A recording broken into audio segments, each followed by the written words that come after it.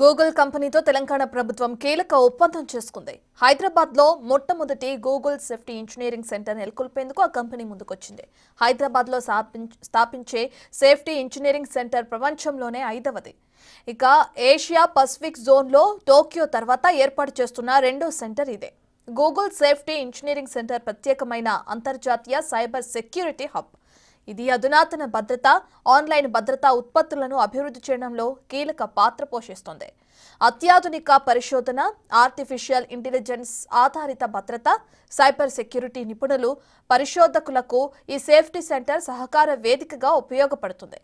దేశంలో నైపుణ్యాభివృద్ధిని పెంపొందించి ఉపాధి పెంచడం, సైబర్ సెక్యూరిటీ సామర్థ్యాలు పెంపొందించే లక్ష్యంగా ఈ సెంటర్ పనిచేస్తుంది.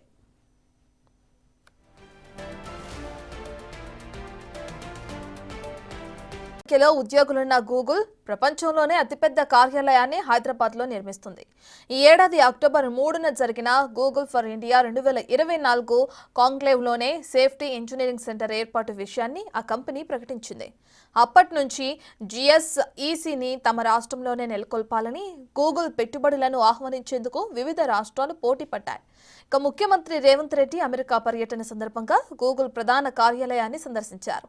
అప్పటి నుంచి హైదరాబాద్లో ఈ అత్యాధునిక సెంటర్ ఏర్పాటుకు ప్రభుత్వం ప్రత్యేక చొరవ చూపింది. హైదరాబాద్లో ఈ సేఫ్టీ సెంటర్ ఏర్పాటు చేసేందుకు గూగుల్ ముందుకు రావడం గర్వంగా ఉందన్నారు సీఎం రేవంత్.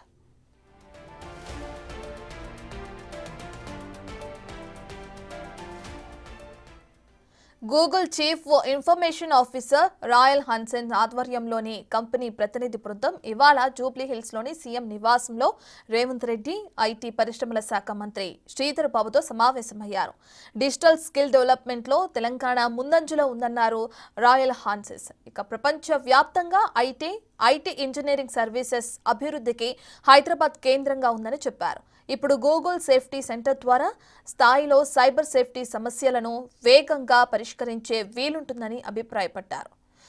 ఈ సెంటర్ ఏర్పాటుతో వేల సంఖ్యలో ప్రత్యక్ష, పరోక్షంగా ఉద్యోగ అవకాశాలు లభించనున్నాయి.